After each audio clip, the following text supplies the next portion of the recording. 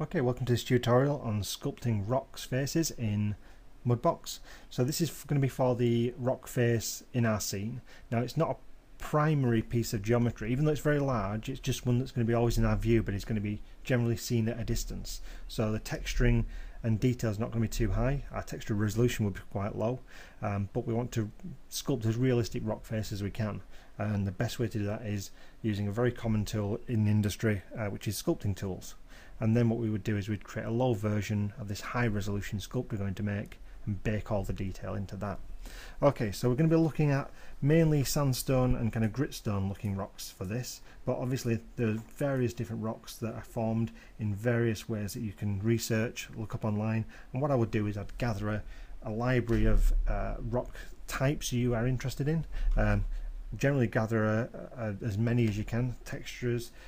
They come in all different shapes, sizes and colours, so it's really important to kind of look around and see what's actually out there and sort of how sort of variant these rocks are, from kind of quite solid looking rocks to these more sedimentary looking formations here.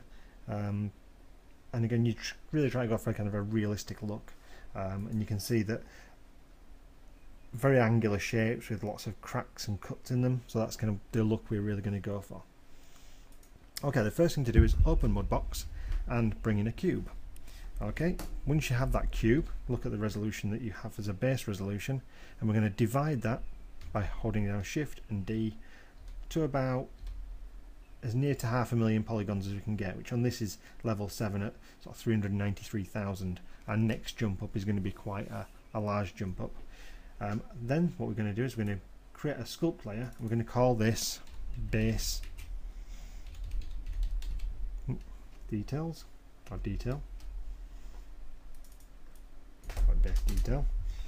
Okay, the other thing I've done with this is I've actually moved this scrape tool from over here to nearer to kind of the tools I'm going to be using more regularly. Because I'm recording on a graphics tablet, I've got a lot smaller space to work in. So what I've done is middle mouse clicked kind of from where it originally was and dragged it just next to my grab tool there. Okay, so with scrape selected, I'm just going to reset my settings and change my stamp spacing to 0, and I'm going to make my brush slightly larger and also slightly stronger. And I'm just going to start using this scrape tool, turn off the mesh, to kind of scraping away to get away from that square detail that we've got, obviously to reminding us that this is actually created from an original square shape. Okay. Just going to pull back a little bit. Now don't be afraid to be really harsh with this. I think it's lagging a little bit because I've got the software running as well for the motion video capture, and it obviously doesn't like both running together. And obviously your performance will always go down slightly when you're using sculpt layers, because you're basically asking it to keep that information all along there. Okay, flatten the top of this out. Again, don't be afraid to be really harsh with it.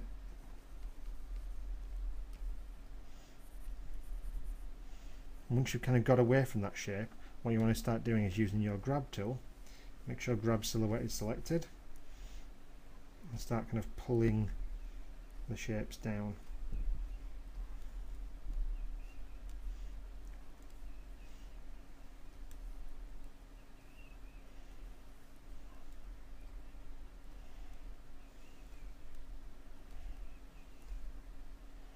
What you want to avoid these round areas, but we're going to use the scrape tool again to kind of get rid of those.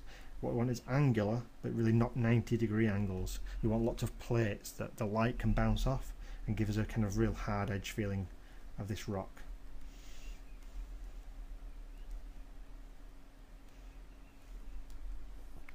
And obviously this rock will be sitting on something, either be on the ground or in the air, and you can make as many of these as possible, even though this is a really good way to practice. But even if we're thinking, well, okay, but where am I going to use these? Our rock surface will have had rock falls behind the mesh, on our pot area. So actually creating these can populate around the base of the meshes, and you can even then add a rock that's fallen and kind of bent in the fence, and again it gives it a lot of life and character to the environment, and that's kind of what we're going to be looking for. Okay, so go back to scrape and then start scraping some harder edge shapes out of this.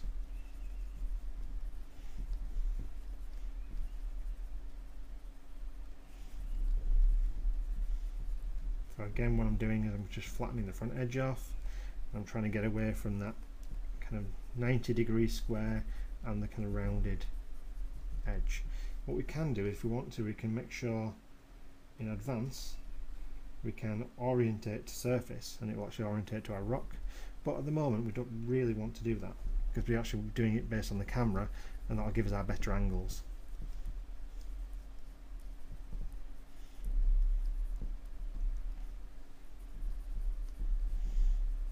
So just changing our brush size as well.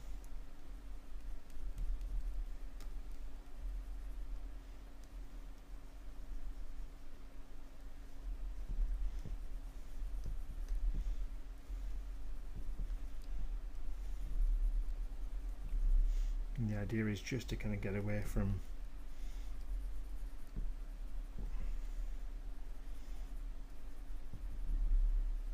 a too organic look. Even though we are technically looking for an organic, we're looking for a harder organic surface, something that feels like it's been shaped over millions of years.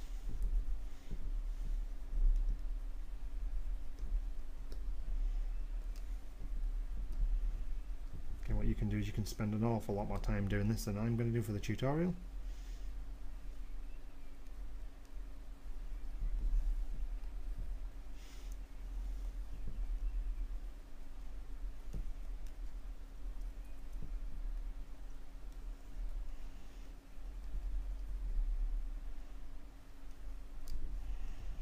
You can change your strength of your brush.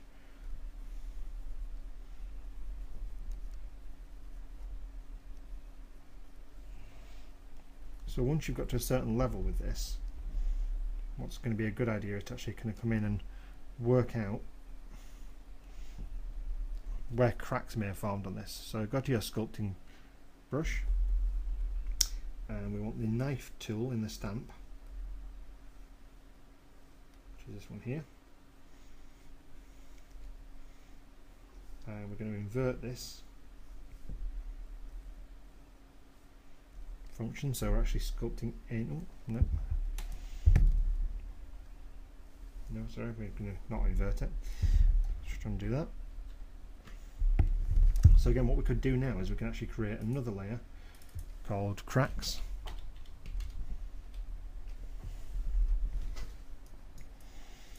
And then the one after cracks, we're going to create one called mid-level detail. So we want to kind of work out where cracks will have formed to actually separate our rock shapes. And the cracks may not all join together, they may be kind of separate in places. And what we're looking for is we're actually looking for the kind of flow of the rock.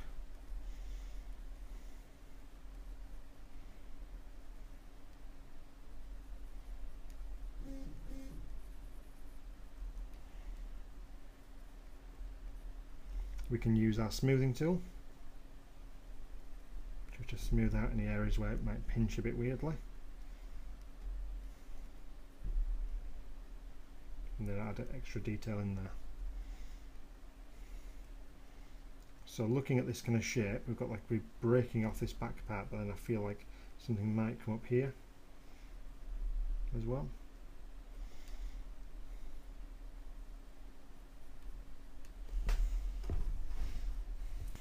So we're going to continue to just sculpt some of these cracks into here.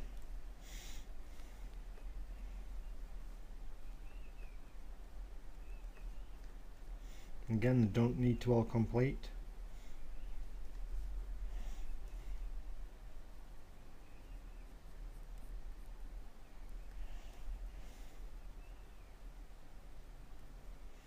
but it's important to kind of make sure the flow is correct.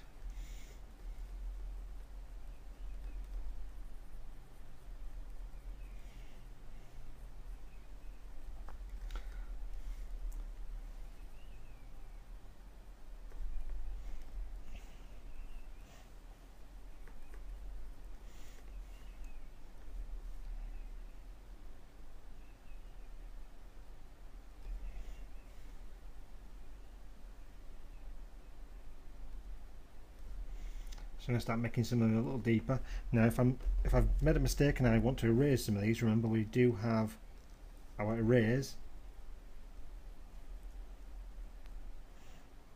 which we can get rid of.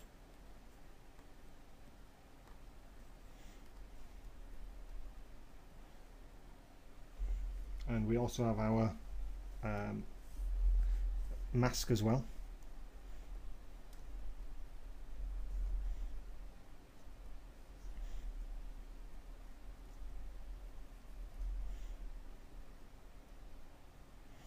Where we can hold down. For some reason my control button's not working.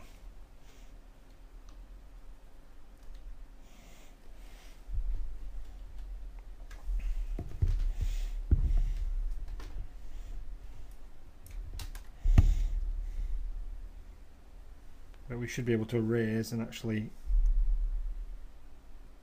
re-add back to our... Oh no, I need to make sure the mask was selected. So again, if we want to, we can add a mask to the... You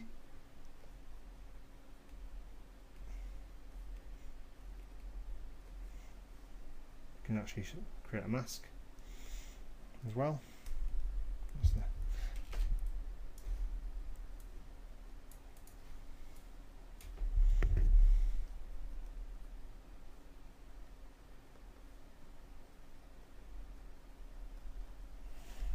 I'm just going to continue to move around.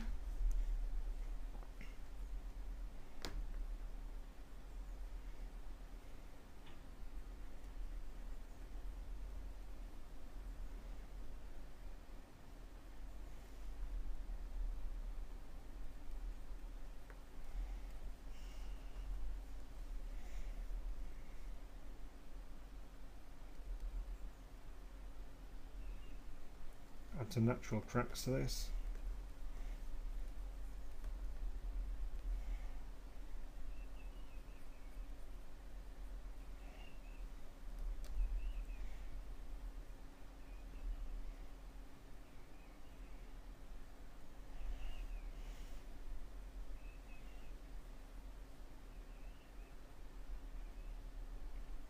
Just gouge into there a little bit.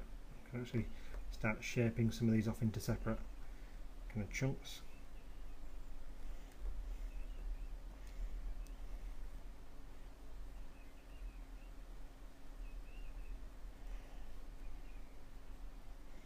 Don't really like what's going on around here, so I'm just going to kind of pull some of this apart.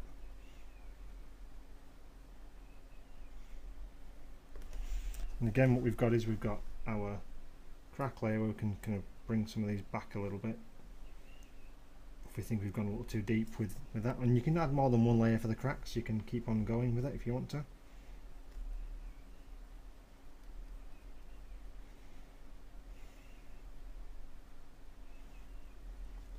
And then when we come to now do our middle level detail, it should make life a bit easier for us. So kind of have a look around your rock and see how the kind of patterns are flowing.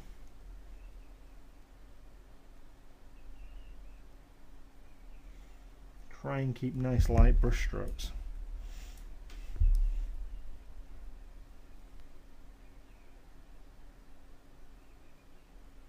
In places, just to kind of give the impression kind of where all these cracks are eventually going to join up, which would be the ones that would naturally break off the rock.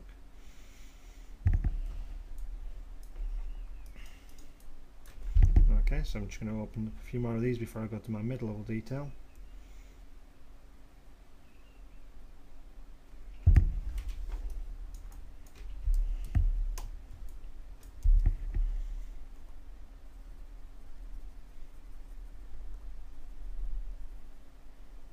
Smooth a few of these out as well as I'm going along.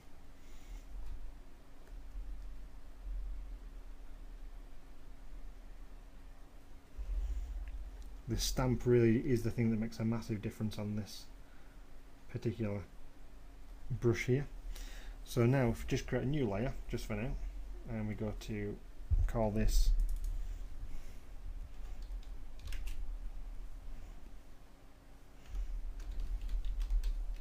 for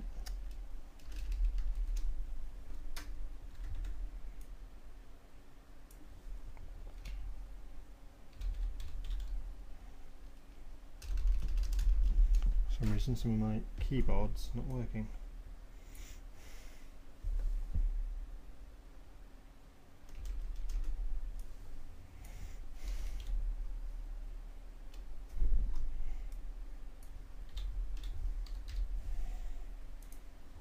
Could be the same reason why the control button doesn't seem to be working either. This control button should invert my brush, but it again seem to be having some issues with it. Oh, okay, so we're in cracks there. Now just flick over to mid detail and put the scrape tool back on. And what I want to do is flatten some of these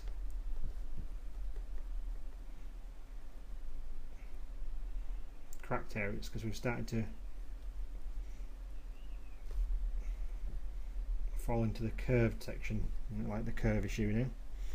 So we're just going to go over and get some rid of these.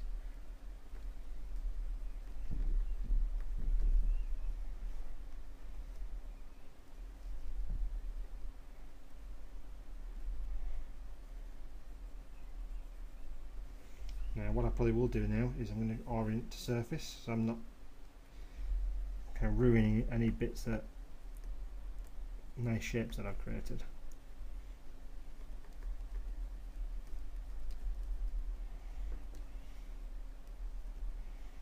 Just take this brush size down a little bit as well.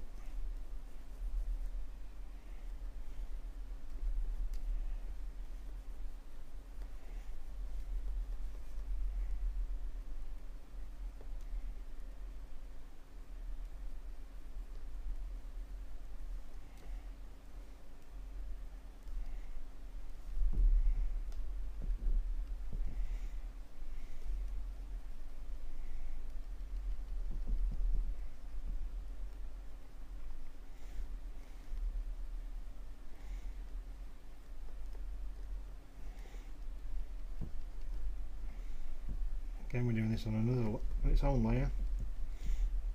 It's a good chance to kind of go around and inspect areas where it's gone a bit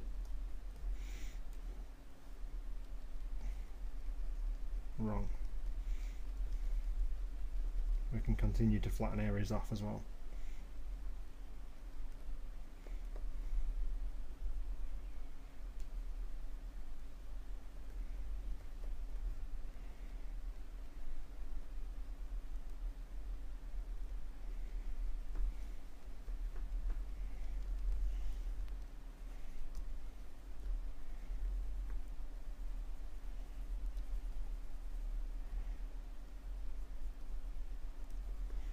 I'm trying to avoid some of the pitfalls that you can get into if you're kind of making it look too unnatural as well.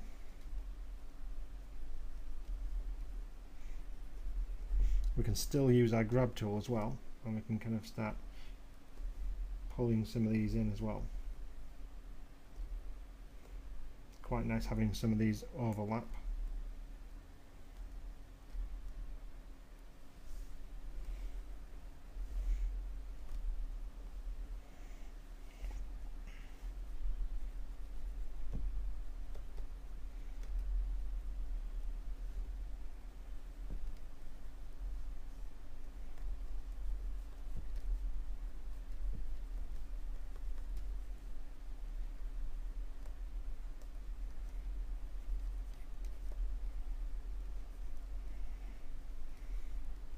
So keep practicing with these, make as many as you can until you feel really comfortable with the techniques that we've kind of been going through.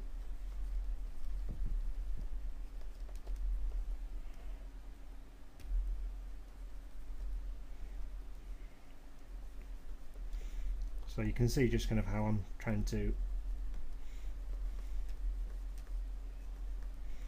fix some of these little areas here.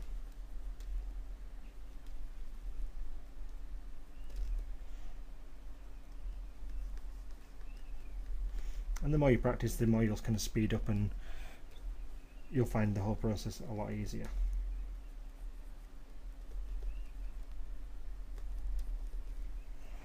Okay, I'm not going to do much more on that, but you can kind of see where we've come from. So if I just turn off, that's our original cube.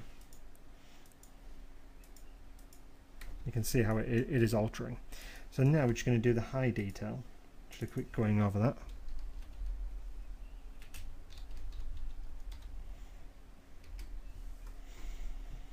So we're going to stick to the high detail, but now we're going to use, on the scrape tool, we're going to use a stamp. And we're going to use this kind of multi-layered stamp on this one. And we're going to turn on whole stroke as well. And we're going to randomize this. And we're going to randomize some of the scale, size, randomize a bit of the rotation. And this is just going to be for adding kind of some finer detail into the rock. So we're adding kind of texture. Now, a lot of this texture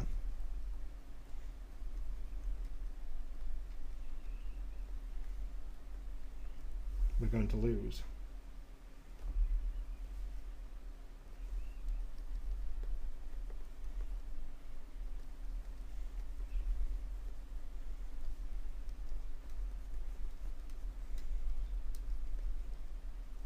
You can change the stamp spacing. It was better before. But you can see we're starting to kind of rough up these edges. Just going to use fill to fill this one here, because this bit is looking very unnatural here. So let's just undo that. Make sure I select fill. I'll just fill in that edge, and then we're back onto the scrape.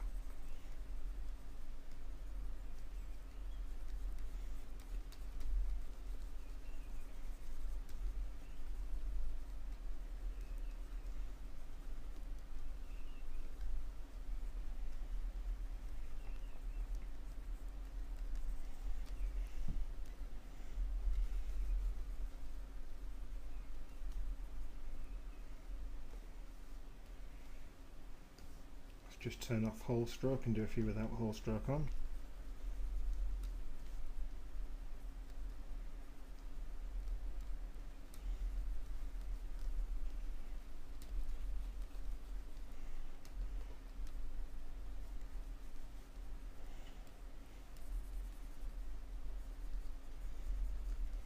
It's important to kind of get your original shape, and if you start losing some detail, you can always go back to scrape and start scraping some of it back out again, and kind of adding in detail to it again.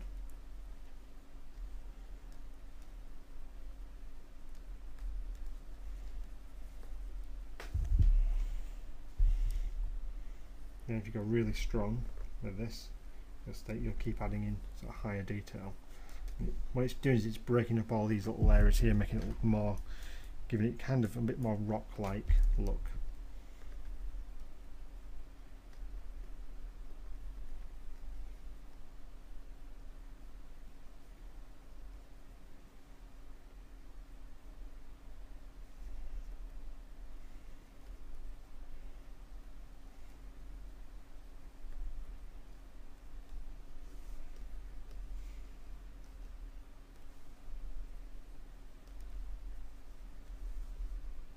Turn most of my other randomizations down. Yep.